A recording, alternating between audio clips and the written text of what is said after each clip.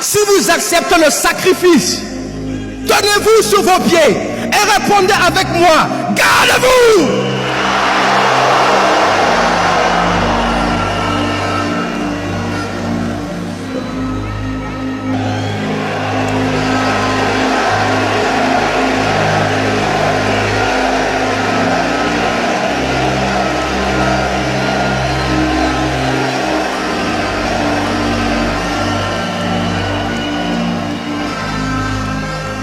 Écoutez-moi, dans 50 ans, on sera en 2074.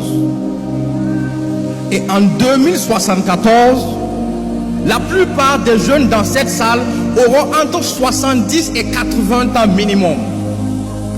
Je vais vous dire ce qui se passe entre 70 et 80 ans. À 70-80 ans, on a beaucoup de temps à revendre. On n'a plus beaucoup de choses à faire de janvier à décembre.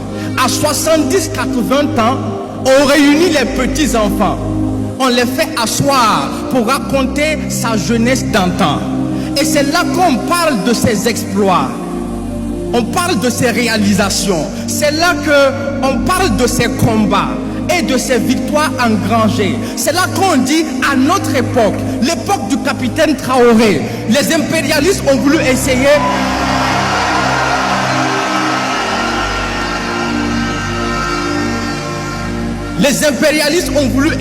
mais nous les avons empêchés. C'est là qu'on sort les cicatrices, on montre les preuves du combat. C'est là qu'on devient un héros karatéka devant un public d'enfants. Parce qu'à 70-80 ans, on a du temps à revendre. On devient un ancien combattant qui compte les mythes et les légendes.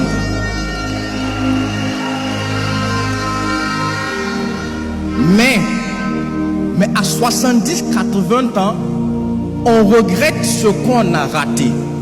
On se rend compte qu'on s'est fait avoir par la plus grosse arnaque du temps.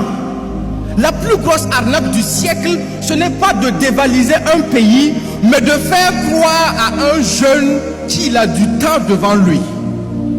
Un jeune n'a pas de temps. Le temps, c'est pour les anciens.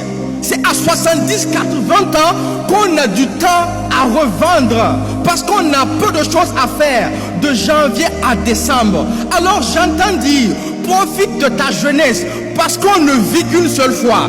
Mensonge et arnaque, on ne meurt qu'une seule fois, on vit tous les jours. Je les entends dire, ne te mets pas de pression, tu as